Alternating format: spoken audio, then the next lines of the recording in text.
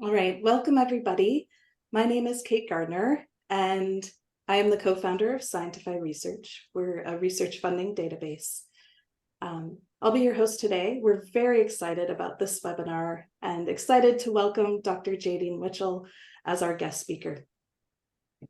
Before we get started, and to make sure everything runs smoothly for this webinar, I'd like to remind everyone to please keep your microphone off during the presentations, and we'll have a question and answer session at the end when we can discuss. We will be recording this meeting, and I've already received emails today from people who would like to have that recording, so I'll make sure that we circulate that. And we will also circulate all of the presentation slides that you see today as well. So before Jaydene's presentation, we at scientifyRESEARCH would like to share a bit about what we've been up to and share more about the solutions that we have for research administrators. So for this, I'd like to introduce you to Judy Milka, founder of scientifyRESEARCH. Judy. Thank you, Kate. Yes, welcome everybody. So glad to have you here. And yeah, we'd love to talk about research funding, and I'd love to hear about Jaydene's insights on limited submission in the workflow of grant applications. So a bit about what we're up to at scientifyRESEARCH. Many of you may know that we launched in 2021. And, since then, we've built a very loyal following of researchers. We're so grateful for all our users who love to use our database. And also, we've received a few awards along the way, such as grants from the Swedish innovation agency, Vinnova, startup recognition from the startup community in the Venture Cup in Sweden, and from the publishing world, the Vesalius Innovation Award. And I think all this, what it really means to us is that the stakeholders in the system are recognizing the importance of the things that we are doing, or the challenge that we are trying to address. And what is it that we are trying to address? Well, what we would like to solve, or we would like to remove, is this status quo in research funding. So since we launched, and Kate has been speaking with a lot with researchers and research offices, and there's some commonalities in all these conversations. Namely, is that researchers are not really familiar with research funding databases. And many researchers are only focusing on a few well-known funders. And many researchers also have an obsession with the grant success rates. All seems to be fair comments, but what we think all this is leading to is actually a hyper-competition situation. So we know research is competitive, and by definition, it may need to be, but hyper-competition is not a positive driver of change, and it incentivizes perverse behavior. And what we would like to say is that, if we make research funding information, make people aware of research funding information, we can possibly reduce some of this hyper-competition. So this is the solution that we have come up with at scientifyRESEARCH, trying to alleviate this hyper-competition situation. So one of the things that we are firmly believing in is to have an open version of the database. So we have an open funding database, and so that it works with the researchers' workflows, so that as a researcher, you can discover our research funding database without having to navigate the complex systems through your university's databases, because I'm sure you have so many at your university.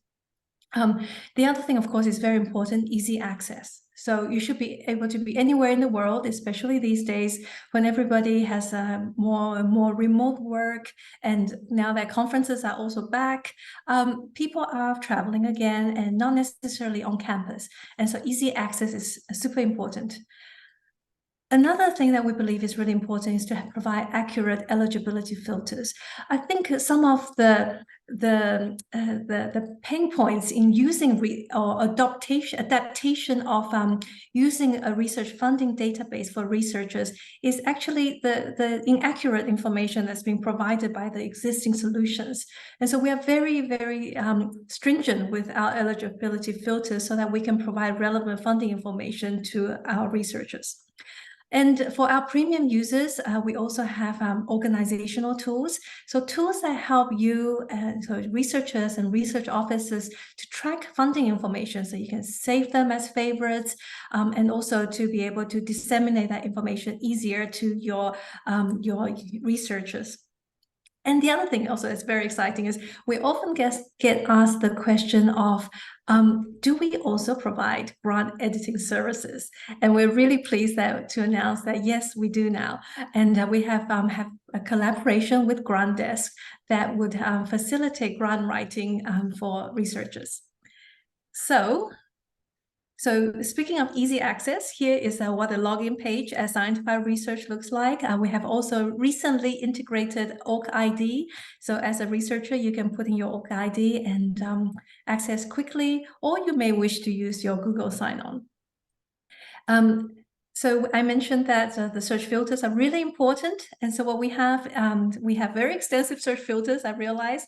And also, but you may want to save those, right? So that next time when you come back, you don't have to put them in again. And so we have this button, a save search filter, that would allow you to save your searches so that when you come back, you can refresh that content quickly and easily. Also, you can save grants as your favorites, and also you can quickly add them to your calendar, and so that you don't forget the deadlines. And another thing that we really believe in is funding for women in research. As a team right now, we are only women in the team. Sometimes we've had men, but we've always been predominantly women in the team. And we really believe that... Sorry, am I in the wrong group? I'm sure you know women, all right? Everybody knows women. So you can definitely also share this funding opportunity with your colleagues who are women. And yes, so I think before I talk to even more, then I think you guys are all eager to listen to Jaydene. I just want to say yes. So we now have grant writing support through Grant Desk. So we are really looking forward to editing your grant proposals as well. And so, yeah, over to Jaydene. Yeah. So Jaydene, I'd like to introduce you. So in case there are people here that don't know you, Dr. Jaydene Witchell is a research development specialist with a PhD in molecular biology and a passion for empowering researchers by making grant funding more accessible. Her expertise on the complexities of research funding is built upon 10 years of working for the global charitable foundation Wellcome Trust, managing the grant application process, and a portfolio of Wellcome's expert review panels. Jaydene is now nearing 4 years of working within university research and innovation offices, firstly for Cranfield University and more recently at the University of Southampton. Jaydene influences change by providing guidance to researchers navigating the funding landscape and is a keen advocate of research manager and administrators and discussing best practices between research development teams. And Jaydene, Judy and I are so pleased to have you today as our guest speaker. I'll turn it over to you. Thank you for being here with us. Oh, thank you so much for inviting me. It's been fantastic opportunity. Thank you. Can I just check? You can see my presentation? We're all good. Fantastic. And thank you to everyone who's on the call as well today for sharing your time and joining us. And I hope that you'll find it helpful. These are just a few kind of thoughts that have come over the last, well, I suppose nearly 15 years of working within research funding. So without further ado, we'll press on. Make sure I press the right button. So I thought it'd be helpful to give it a bit of context about limited submission funding calls within the UK. And actually, I mean, this is what I'm used to, but I'd be really keen to hear from others in other countries to see if there's a similar theme happening elsewhere. In the UK, we're definitely seeing more limited submission funding calls. And when I speak about limited submission funding calls, I'm talking about those funding calls that have an institutional cap. So those that say that an institution can only submit a certain number. I mean, there are lots of other mechanisms of managing demand that the funders will put in place, but today this is the one we'll be talking about, although I think actually quite a lot of the themes are irrespective of which management method they use. So within the UK, so we are quite used to these kind of calls, and the Natural Environment Research Council, which sits within UK Research and Innovation, which is our big funder within the UK, they've been they introduced limited submissions on their responsive mode funding back in 2015, and that was on institutions being given a quota if they fall below a 20% success rate. And so this is well known to institutions now in the UK, and I think pretty much all of us have some method in place to handle this. But then we are now seeing an increased number of these kinds of calls, and not just on reoccurring kind of calls on an annual basis. Sometimes they are the ones that come out of the blue as well. So I did a bit of a search on the Biotechnology and Biological Sciences Research Council, and in 2020, 2021, I couldn't actually find any calls that had a cap, an actual formal cap on them. They do like to use the soft approach, which would be encouraging institutions to think about how many they're submitting, but not actually putting a number on it. And then when I looked at calls from the last year, there were actually quite a few now, 9 that I counted, 9 limited submission calls that had BBSRC within the consortium.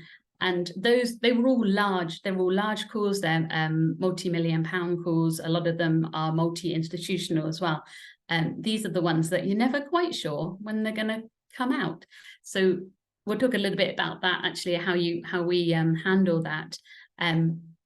Also from the Engineering and Physical Sciences Research Council, they've just recently, in the last month, introduced a limited submission demand management on their infrastructure call. That wasn't something that they've done previously. They did find that they received a lot of applications ahead of an August deadline.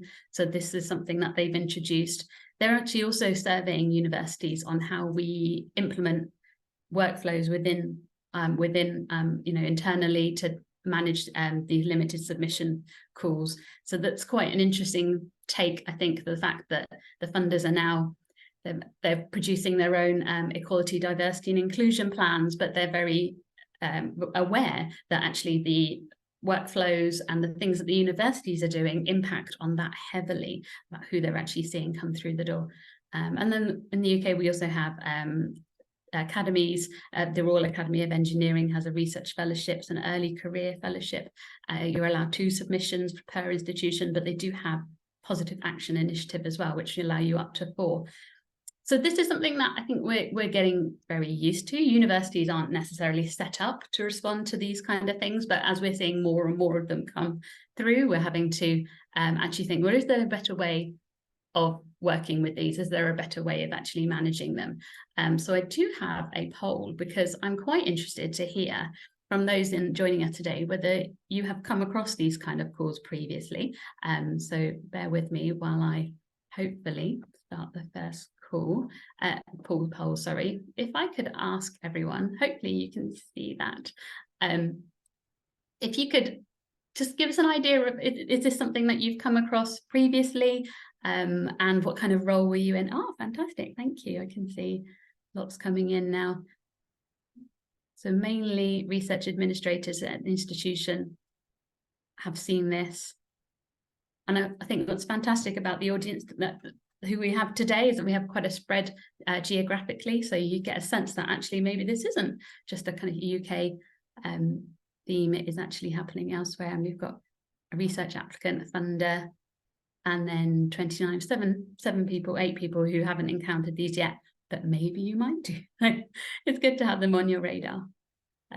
Fantastic. I'm just going to pop that down. I think potentially everyone has answered. I end that. Can I share results?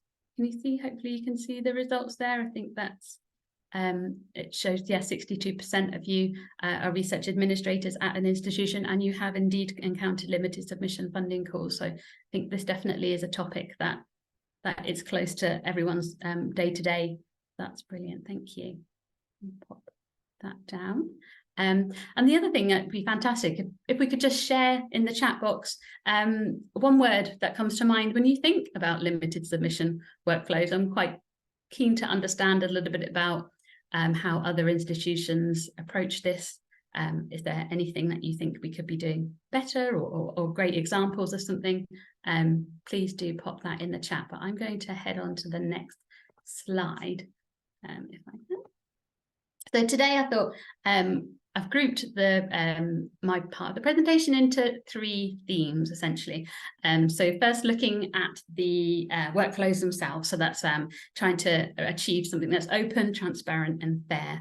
And then I thought we could move on from there, that actually inspiration that came from the recent VTI International Researcher Development Conference talked about putting the person first. And I realized actually that was a bit of an eye-opener for me, because I'm not entirely sure we do that.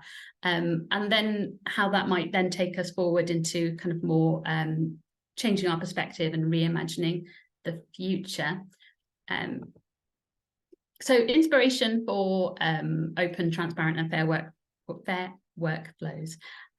So this kind of unraveling the workflows based on my own experiences. So as we said, so I spent 10 years working for a funder, 4 years working within research within universities, within research offices, and I'm actually returning to a funder role next year. So it's quite exciting to be going back to those roots. And I think I've borrowed a visual here because I've discovered this through LinkedIn, and they're absolutely fantastic because they just sum up everything so beautifully. So the visual that I've got there is talking about ideas shaped by perfectionism, and it's scrumpled up, or ideas shaped by iteration. And I think that very much sums up our approach to limited submission workflows, and that you learn a little bit every time you do them, and we're never going to be able to achieve a perfect system every single time, but I think it's about making sure that you feel comfortable with the decisions that are being made and the approaches that are being taken.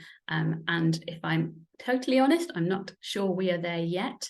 And I wanted to talk a little bit about the panic reflex, which I think does happen quite a lot within our institutions, and I've certainly experienced it myself.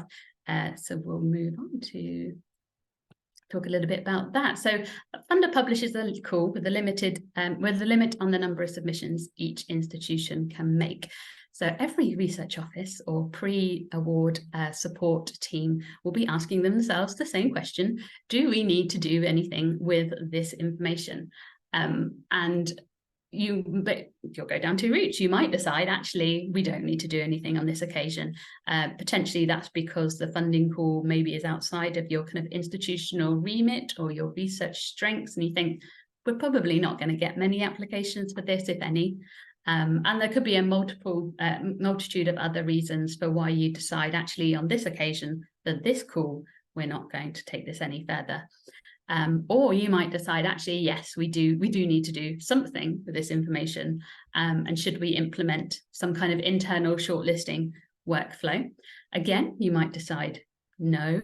You might decide to take a different approach. So could be that potentially you already have a prioritized list. So I've discussed with my colleagues previously about equipment calls or infrastructure calls, when you've already got a fair idea about your institution's strategic strengths and the ones that they might want to put forward for that. So if you've already got some kind of prioritization or pipeline, then you may decide, actually, we don't need to do any internal shortlisting. We're very clear on who needs to go forward on this occasion.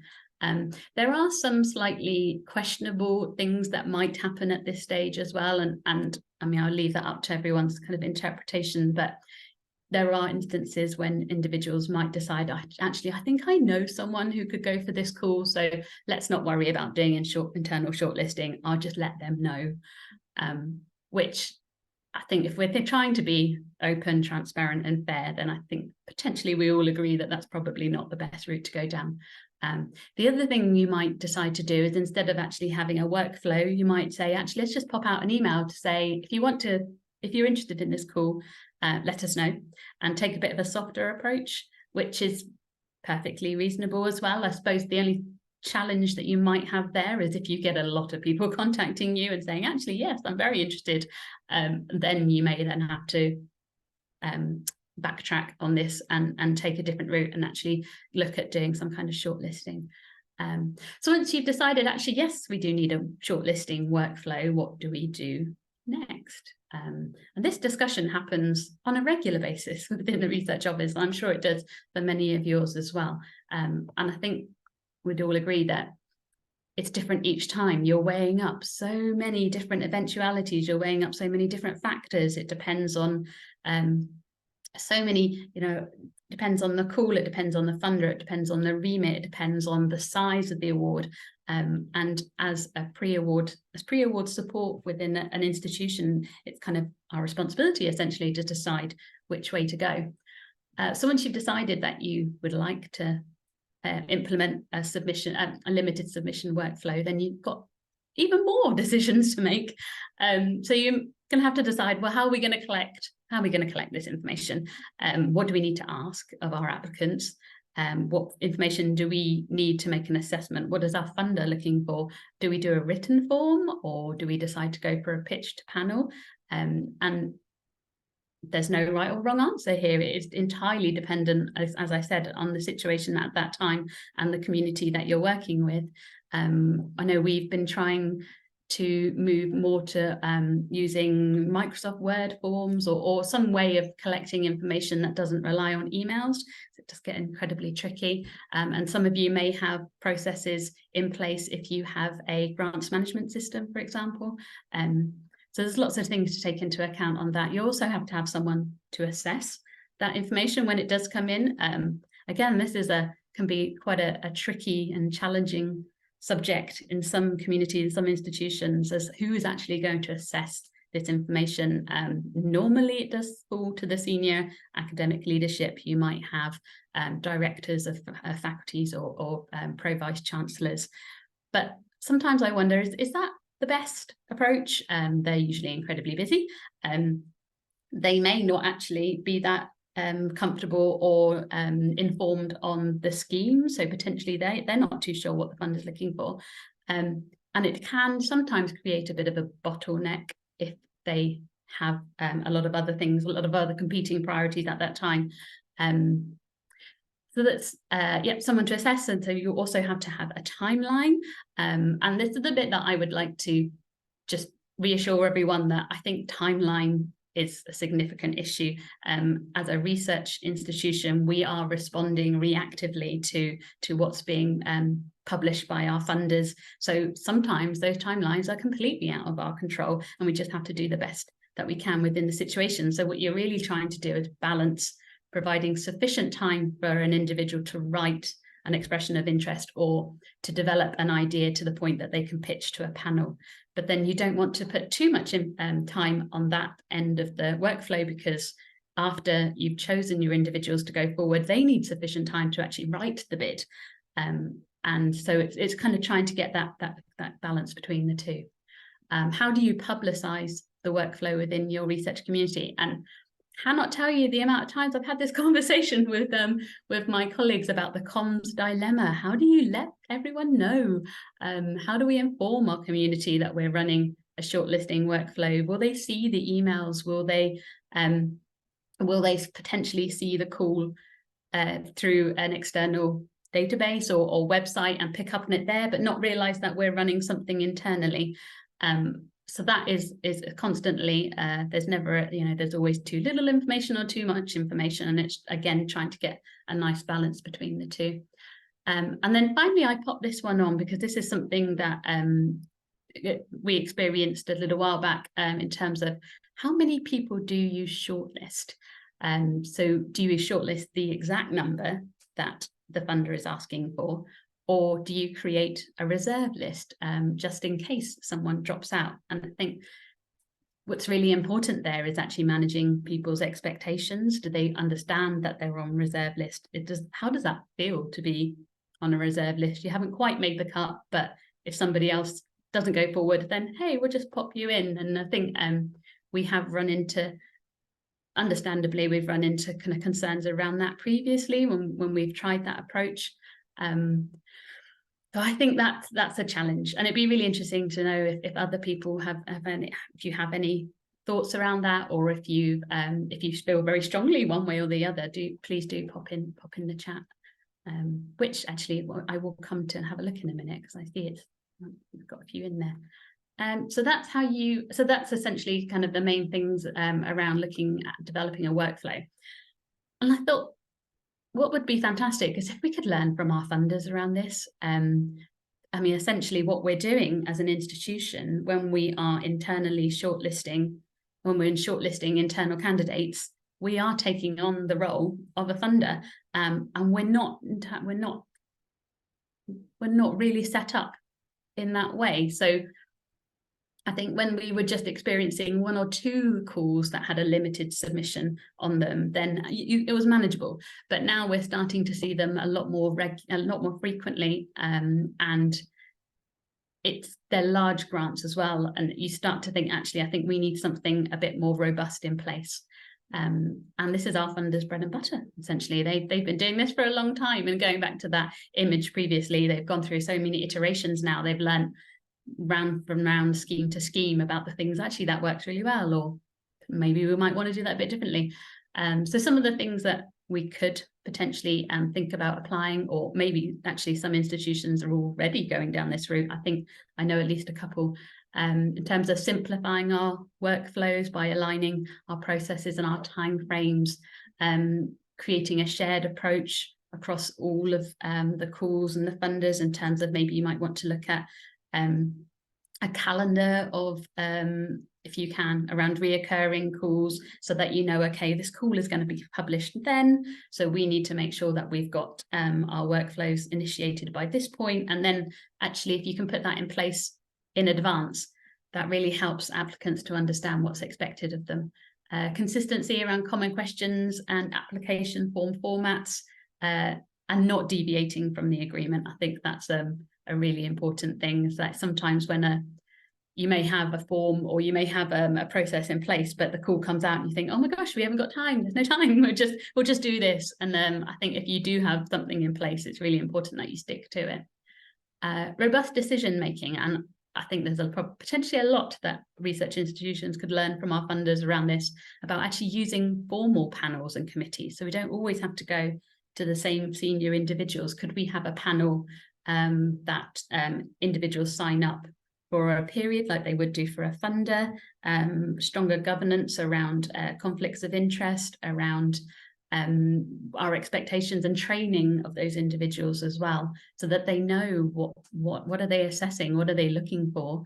And I think one of the exciting things that is happening for some of the UK funders is they're starting to invite outside of the academic community individuals onto their panels now. So I know some of their recent panels were inviting professional services, so research managers and administrators. They have panels set up with technical professionals now, and potentially maybe even we might get to the stage where they'll have postgrad and postdoctoral students to support their learning. So I think, how can we get that diversity of thought, and how can we open up this process so that it's not just the discrete selection of 1 or 2 individuals who see it from the inside, but actually it's about that transparency again. Reducing unnecessary information. I think this can be quite tricky sometimes, knowing what to ask, but remembering that we don't have to ask everything. We only need the exact amount of information that we're going to make an assessment on. So if we're not going to discuss it, then why are we asking for it? And then finally, an innovative approach to assessment. I think this one's quite exciting. So the UK Research and Innovation Research Councils have been looking at a number of different ways to assess at panels, and that includes anonymizing application forms, which I know could be potentially quite tricky within a research institution, especially if you have quite a small community. It's probably almost impossible to anonymize, but potentially that might work for some. And trying the randomized approach to identifying candidates, so a lottery essentially. So what they do is they'll assess and then group the applications into kind of bands of fundable and non-fundable, and then within that fundable population, they'll just do a random lottery approach. And I personally really like this idea, because I have been sat in many funding panels previously, and the discussion around when you prioritize and you put individuals or applicants into a list, so tricky, that conversation, in terms of, well, maybe one person might just argue somebody up a few rungs of the ladder, or you know, push someone down, and it's all quite subjective. It's who is there on the day, so in some ways a lottery approach feels a little bit fairer, actually, I think. So poll 2, what is the greatest challenge to implementing good workflows? I'd be very keen to understand everyone's thoughts on this. So if I can pop to...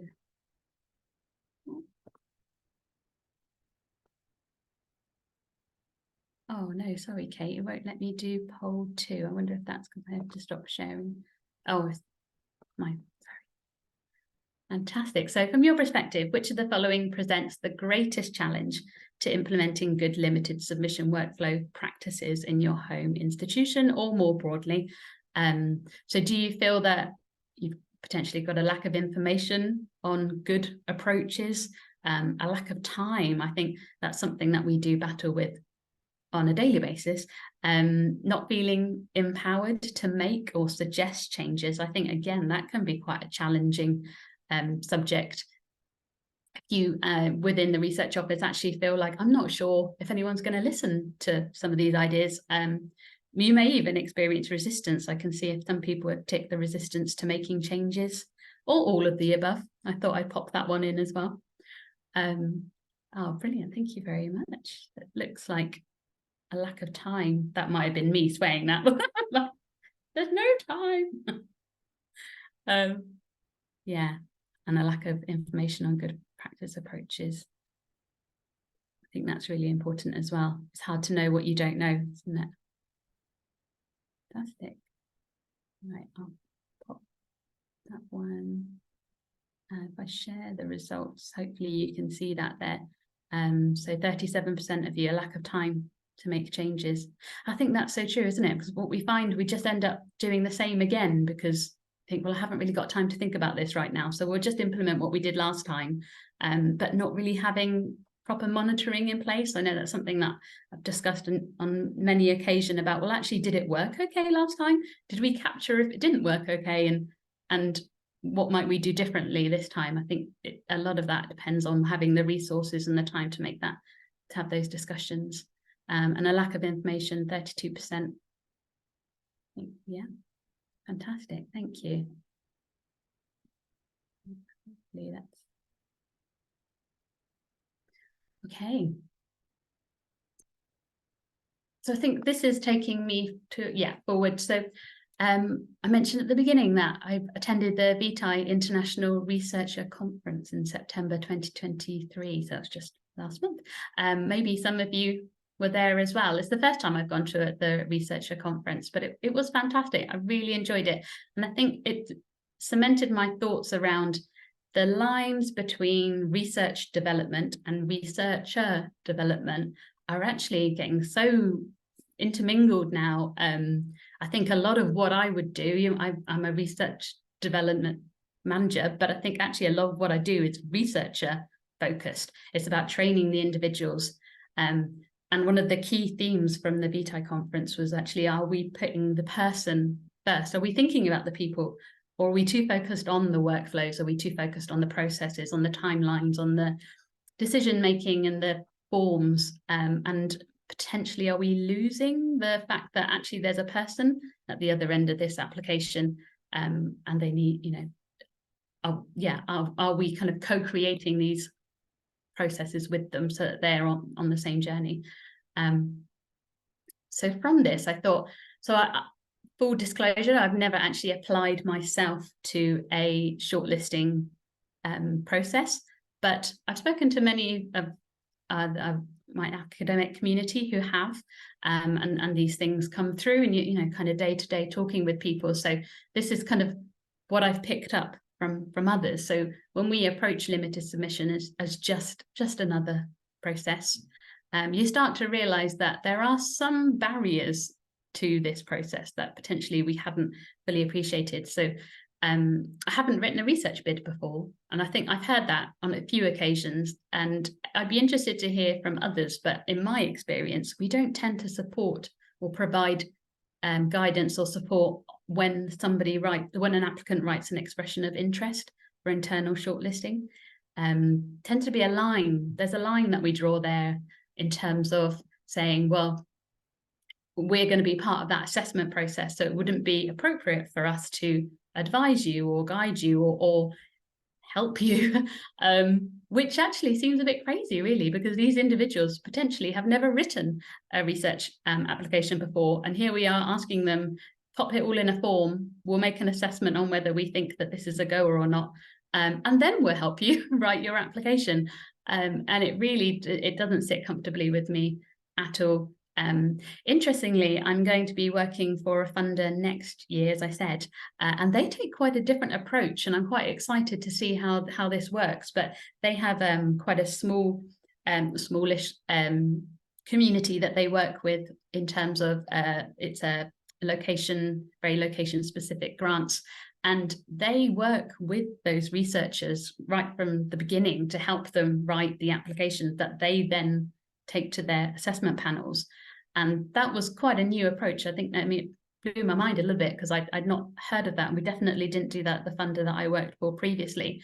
It feels a little bit like they exist within this space of, you know, you have your funder and then you have your research managers, administrators, development staff. And this kind of feels like it's somewhere in between. So I'm quite excited to see how that works.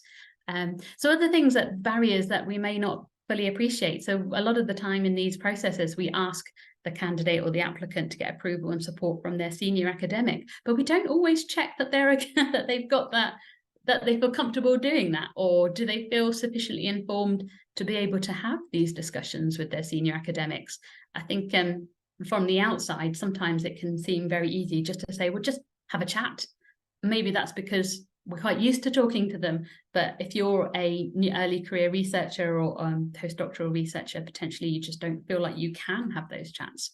And then we have the applicants shortlisted to proceed. Do they receive actually structured bid development support and mentoring after you've shortlisted them and then prior to their submission to the funder? Or sometimes is it a case of, yeah, great, thanks, you've made it through, good luck. And it does make me, I think a lot of that may be a timing issue. Again, it depends on the capacity of the team there to support, but it could be an issue there. And applicants not shortlisted to proceed. Now, I think this is key. Do they receive constructive criticism?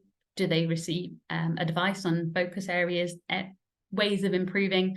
I have had applicants come back to me and say, I understand I wasn't shortlisted, but you haven't told me what do I do next? And as research managers and administrators, we're stuck in a little bit of a rock and a hard place there, because we aren't the ones that are assessing the content, the scientific content, or the proposal. So this is something that needs to come from their line managers or their heads of centres or their directors, and potentially it's not. So how do we help that conversation to happen? And also what happens next? Sometimes it's just a case of, well, you weren't lucky this time, let's see what happens next time. And I think when you get down to the bottom of the list, you start to think maybe we're not actually supporting these individuals all that well. We've lost the fact that they're a person first and a researcher second. And is there a way that we can actually start to work more closely with them to make sure that we are providing that kind of support? And I think what I've come to understand is that actually, whilst the workflow itself is really important in terms of being fair and transparent, it's equally as important to make sure that you've got the before and the after in place. So the before being, well, you haven't written one of these before, let me help you. And then the after being, you weren't successful on this occasion, but what can we do to help you next? Yeah, that's something that came out of that researcher development conference. I thought this is potentially something that we need to work on. And then so my final theme, so this inspiration came from my children's favorite book. It's called A Squash and a Squeeze by Julia Donaldson. Fantastic book, I would recommend it. My children absolutely adore this one, and I think the similarities to the topic that we're discussing today struck me, because essentially the book is about this lady here who thinks her house is too small, and a wise individual tells her to bring in all of her farm animals throughout the book, and the house gets so cramped, and then he tells her to take them all away again, and suddenly her house seems so much bigger. And it's just about a change of perspective. Essentially, it's the same house, it's the same space, but we're looking at it slightly differently. And I think from the VTI conference, I'm actually starting to look at limited submission workflows slightly differently. I've got a different perspective on them now. And I'm thinking, actually, rather than them just being another process, maybe there should be a broader approach to this that actually embodies a professional development approach. And then what does that look like? So if we start to kind of focus on creating opportunities for professional development rather than trying to get a certain number of individuals through at a certain point in time, it starts to open up more. I suppose the focus starts to be about finding the right opportunity at the right time for that applicant, and it's less about the limited submission call itself. And you start to bring in ideas where you can help them define and evolve their research ideas, practice verbal and written communication of their research careers, of their research, and most importantly, their career ambitions, because I think that does tend to fall by the wayside. Pitch to panels are fantastic for that. You know, if you actually have to stand up and say, in the next 5 minutes, you know, explain what you're trying to achieve and why you want to achieve it, and why are you the right person to do this work. It really does help. It helps you focus on these things, and I think it's an iterative process. You start to realize actually there's things that you do want to do and potentially things that you maybe don't want to do anymore. This could include things like coaching and mentoring, creating the discussion we have quite a lot about creating a research funding bidding strategy. So I think there does tend to be a tendency of collecting funding calls like, oh, I'll go for that one, oh, I'll go for that one, oh, and actually, is there a strategy there? And can we use these kind of workflows to help you start to create a strategy for yourself and think, okay, in this bid, I want to be able to achieve this because in 5 years' time, I'll be looking to do this. And how do you build that up? Refining an active focus on narrative CVs. So I think this is something that's coming through, so certainly within the UK, and I believe much more widely than that as well. We're starting to see narrative CVs being used within research funding applications. And these can be very tricky to write. So I think if we can use these workflows to actually start to practice, essentially, to practice, and if you can get feedback on that in as part of these processes, and then you can start to refine them. And the last one, which I think is incredibly important, and it's something that we've been trying to do a lot within the institutions that I've worked for, is learning how to move on from unsuccessful funding bids. I think we don't talk about those ones that fail. We don't talk about all of the work that went in and how then you move on from that. I mean, it's not a nice thing to go through, but considering funding award rates are around 20%, I mean, it's highly likely that you will have to, applicants will have to go through this. So if we start to help them to be slightly more resilient, or just how do you take the time to absorb that, and how do you move forward? These kind of workflows would be fantastic for that.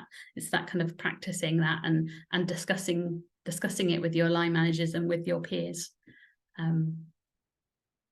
So when we start on this, and this is my last slide, I start to imagine, well, could there be a world where we start to broaden out our definition of talent? And this is something that UK Research and Innovation are starting to do in terms of broadening out who can apply for funding. So it's not just about having that principal investigator anymore. It's about the team that works with that individual. It's about collaborative grants, collaborative approaches, and bringing in individuals who historically weren't able to apply for funding. So technical professionals, research managers.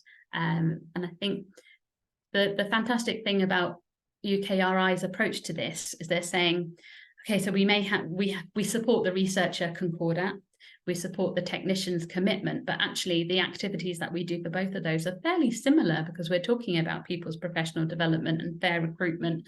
And so rather than looking at those two communities very separately, why don't we just bring it all together under one umbrella of talent and actually say, okay, how can we work with you all together? And I think that starts to open up doors and about potentially one day we may see researchers training alongside technical professionals and alongside research management professionals in terms of bid writing. If we've all, if the funders are starting to open up their eligibility criteria and these individuals can apply for grants, then we should be supporting them and helping them to learn how to write grants.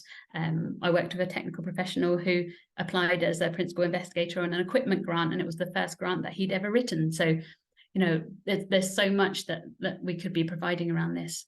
And I think bearing in mind that, you know, they say that healthy team culture is all about psychological safety, common goals, and pro-social purpose. It's about bringing those individuals together so that everyone feels like they have a role to play, that they can put their hand up and say, actually, we could do this slightly differently. And potentially in the future, could we then start to see universities and research institutions starting to collaborate and co-create? Could we see a time when universities start to form cross-institutional assessment panels? We might start sharing resources and training. I think there's a real desire to move in this direction, but it's tricky to know how to do it, what to do next. And I do think we, as research administrators and managers, we're constantly encouraging our researchers and our academics to collaborate with others, co-create, but potentially we're not doing the same ourselves. There are barriers as well in that, and certainly a discussion around competition. I know as a research manager, sometimes it's difficult to reach out to other research managers and other institutions because you think, well, do we want to share our secrets? But it could happen, and I'm excited to find out. So I've got a final poll. Is there value in sharing your experiences and learning from others? And I will pop that up because I'm very keen to find out if that's something that people think is you know, a useful and valuable way to proceed. Oh, yay. Straight in with the yes, 100%. I popped in the no, but oh, fantastic. I think that's 100% yes. That's amazing. These results. Thank you so much. Right, I shall hopefully hand back. Yeah, thank you. Thank you very much, Jaydene, for this great presentation. Thank you for sharing your experiences with limited submission workflows and also the ideas on how to change our perspective. I'll read a squash and a squeeze tonight to my son and think about it in a new light. So now we would like to open it up for questions. There are a few comments and thoughts in the meeting chat, Jaydene, that you could address, and you're welcome to turn on your microphone and ask Jaydene questions directly.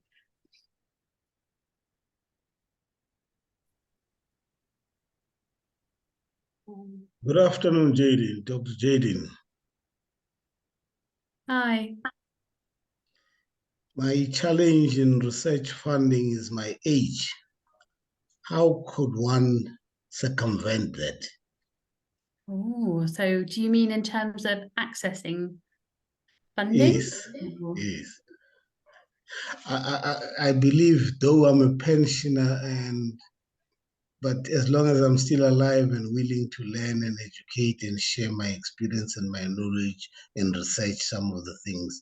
In South Africa, currently I'm doing research on the impact of rehabilitation on the self-perception of inmates in one prison. It's a case study.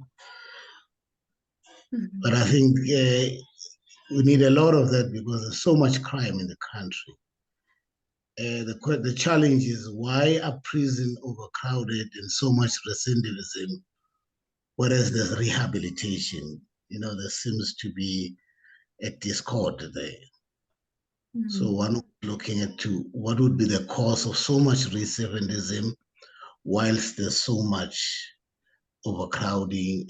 So many rehabilitation programs that are there. Rehabilitation by itself should minimize overcrowding and reduce recidivism, but it's not like it's happening. Mhm. But with this information, I'm sure I would be assisting the government, the Department of Correctional Services, but I have to go it all the way, funding it myself and so forth. Mhm. And the challenge for me, each time funders apply this advertisement of funding, they always say nothing above 35 years. Oh, So how right. could I circumvent that? Thank you. I'll listen across. Oh, thank you. I think that's a really important question. I think, I'm not able to comment on your funding landscape specifically, but I know, there is definitely a shift away from this, because there should be, it should be accessible and to everyone. We shouldn't be limiting people on any of those kind of particularly protected characteristics. It's not right. So I know a lot of the UK funders are moving away now from having kind of eligibility criteria around any kind of years post PhD or anything like that, because I think we all come. I think it's about celebrating that everyone comes to their careers by different routes, and it may take one individual off on a different route and they'll come, and it's slightly longer, but that's not a bad thing, and it's the expertise and the experience that they bring from that which is really important. So I think definitely speak with, if you've got a local research office, if there's anyone that you could speak to around that, I would recommend it, because I think that there is definitely, if there isn't already, there's a shift away from that now. That helps. Maybe the same question would be posed to Kate and Judy. Thank you. I'm definitely, I totally agree with Jaydene's recommendations, and as a funding database, we do see, of course, calls with all sorts of eligibility criteria that could be seen as somewhat subjective. Like Jaydene says, people come to their careers at different stages, and the perspectives are different, and so it doesn't necessarily mean that if you take, if it's 5 years after your PhD or 10 years after your PhD till you get to that point. So I hope that, maybe we have some funders with us that can contribute to this discussion, because of course the funders set the rules. So if any funders in the group would like to speak up, please feel free. I think we have Brian. Brian is commenting. Yeah. Funders are moving away from the age and Like Brian's comment, funders are also removing date of birth and age as a field on application forms to remove conscious or unconscious bias. I've also seen some funders, oh, we have a hand up. So hey, I have a question regarding like how to optimize these processes. So I tried to do this for a program in my former university. And first of all, it was not for me very easy to convince people to act as a reviewer, to look at this short research proposals. And also, like, how do you find people who don't have a conflict of interest, because within the faculty, everybody is connected to each other in different means. So, and you can't just send it to other people from a different faculty because they won't be able to understand it. So it was not very easy to decide how to actually set up the process. Yeah, I think, yeah, absolutely. I think there are a lot of challenges around the peer review and different approaches actually that you could take. So I know, again, I guess it's one of those kind of those iterative processes where you try something and it doesn't quite work. So I know we were just discussing this morning actually that I'm currently supporting Cranfield University, and they are struggling with their peer review, which is quite a soft approach in terms of just contact somebody, get them to fill out a fairly basic form, but that potentially, you know, they're not getting the support that they need because they don't know the individuals that who have applied to these funding calls before and can bring a bit of that knowledge in terms of what the funders are looking for. I think so. We did discuss this morning a fantastic way that I've not come across before, where rather than doing kind of an offline peer review, actually having a group meeting. So one of the we're talking about a university that one of the individuals worked for, where they had a monthly meeting of the department or the team, you know, the centre, and everyone would bring a piece of writing, something that they've been working on, an application, and then discuss it as a group. And I wonder whether that might combat some of that kind of the difficulties around trying to get somebody to do something offline, in terms of they're always thinking, well, I haven't got time for this, you know, I'm trying to fit it around so many other priorities. No, I agree. I think perhaps we could be looking at other options, doing more kind of pitch to panels. I suppose in terms of peer review, it depends. I guess it's at which stage are we bringing it in, and what are we looking for? Is it something that we could do much earlier when the ideas are not quite as refined, or are we looking at it as more of a, we want you to read this 7-page case for support, which it can be quite a lot to ask for. So I guess, different ways. And I have just forgotten your second question. Sorry, can you remind me what the second was? It's about like the reviewers having conflict of interest. Oh, the conflict of interest, yeah. Within the faculty, everybody is connected with everybody else. So yeah. No, I think we do have to take that with a pinch of salt when we're talking about institutions. So as a funder, you've obviously got a huge community that you're working with, so you can actually really drill down into that and make sure that there's none of that connection already. I think within institutions, I know you mentioned about not wanting to send it to other faculties because it's not within their area, but actually maybe that isn't such a bad thing. If you're writing a grant application, it should be accessible to a much broader audience, not just those that are experts within your field. So potentially that might be a route, but I think everyone is connected with, especially within smaller institutions. So it is about, I suppose you could look at it as not going to their line manager, or they're kind of the person that sits next to them in the lab, kind of trying to broaden it out a bit more than that. Yeah. Thank you very much. Thank you. I just reading Brian Yimlim has popped down a question about so it's currently asking the question of whether the onus is on the applicant, the organisation, or the funder to know what's needed before an application is submitted. And I think it's there is a much bigger question around the relationships and the partnerships between all of those stakeholders, and again it comes down to resources and time pressures. And so previously I mentored when I was working for a funder, I mentored a much smaller charitable funder who were looking to implement their own grant schemes. At that time they didn't have any. It was a fantastic experience. I hugely enjoyed it, and I think working for such a large organization that had a lot of resources and a lot of knowledge to be able to share that with a startup really was fantastic. But I guess it's about finding routes for those partnerships. I think that can be quite tricky, and knowing who to talk to, I think. So it's a very good question, Brian. I don't know the answer. But good. It is. Thank you, Jaydene. So we might have time for one more question. And you'll see that I dropped a link to our LinkedIn page in the chat. I think it would be nice for us to continue the discussion. Sometimes after a presentation, it's nice to gather your thoughts and think about what questions you have. So let's continue the chat there. Also, Jaydene is very happy to speak with you directly. You can see her email address there.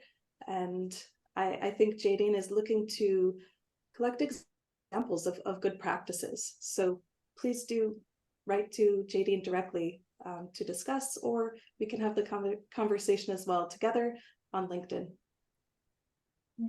Thank you. Yes, please do, because I Thank think you, Thank you, Jaydene. It's amazing. Thank you.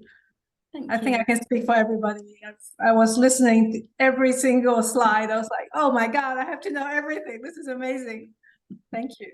Thank you. Thank you. Yeah. Thank you so much, Jaydene. Thank you, everybody, for joining us today. Brilliant. Have a lovely afternoon, everyone. Thank you. Thank you.